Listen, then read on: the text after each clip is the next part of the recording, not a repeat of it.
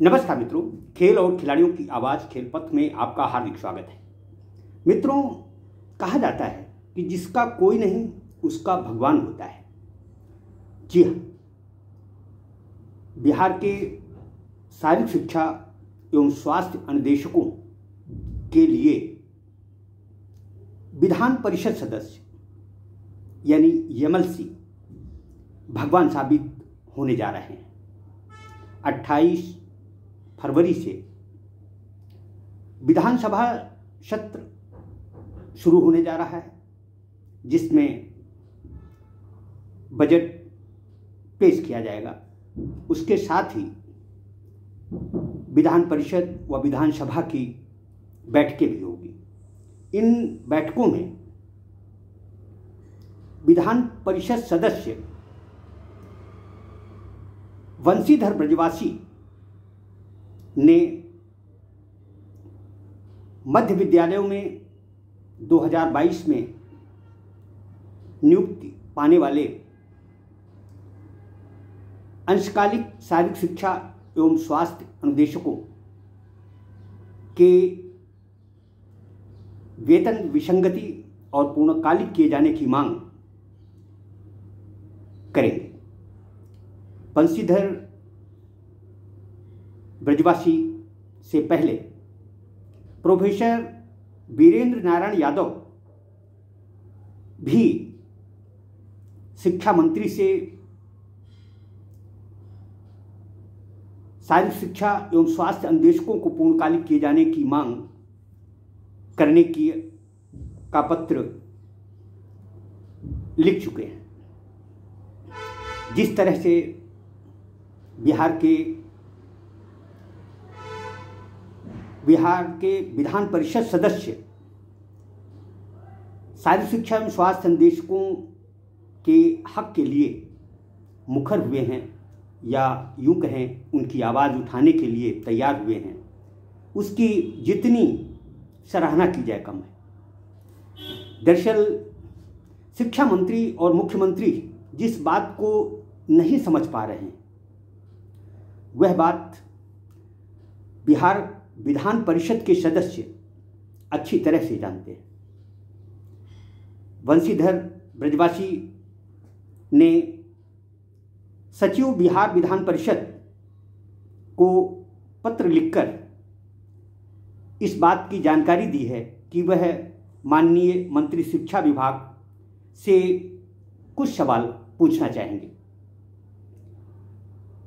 वंशीधर ब्रजवासी सदस्य बिहार विधान परिषद तिरहुत स्नातक निर्वाचन क्षेत्र शिक्षा मंत्री से यह पूछेंगे कि क्या यह सही है कि राज्य के मध्य विद्यालयों में लगभग 2500 शारीरिक शिक्षा एवं स्वास्थ्य अनुदेशकों का नियोजन मात्र 8000 रुपये मासिक मानदेय पर किया गया है, जिससे वे गुजर बसर कर पाने में भी असमर्थ हैं।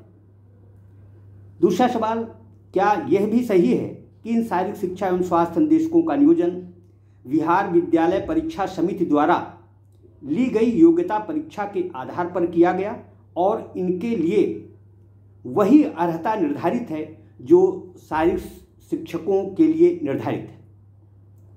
तीसरा प्रश्न, शिक्षा मंत्री से वंशीधर ब्रजवासी यह पूछेंगे कि क्या यह सही है कि लगभग 2500 शारीरिक शिक्षा स्वास्थ्य अनुदेशकों में से सैकड़ों अनुदेशक अन्य राज्यों के निवासी हैं।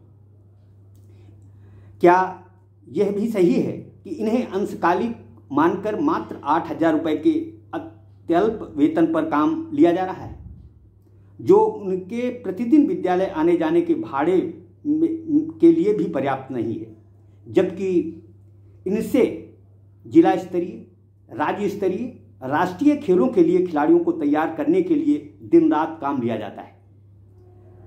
वंशीधर ब्रजवासी यह भी जानना चाहेंगे कि यदि उपयुक्त खंडों का उत्तर स्वीकारात्मक है तो क्या सरकार ये बतलाएगी कि इन शारीरिक स्वास्थ्य अनुदेशकों को शारीरिक शिक्षक के समान पूर्ण वेतनमान देने और पूर्णकालिक कर्मचारी घोषित करने का विचार रखती है।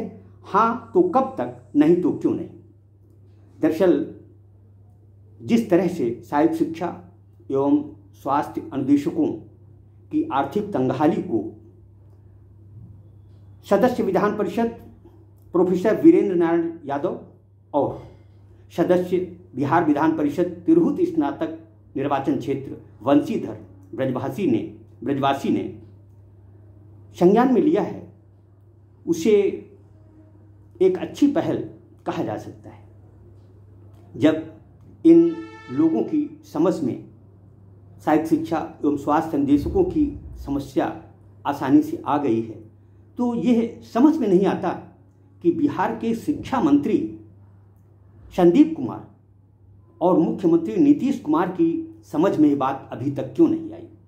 दरअसल महंगाई की इस दौर में कोई भी व्यक्ति 8,000 रुपये मासिक मानदेय पर किस तरह अपना और अपने परिवार का गुजारा कर पाएगा, यह समझ से परे है।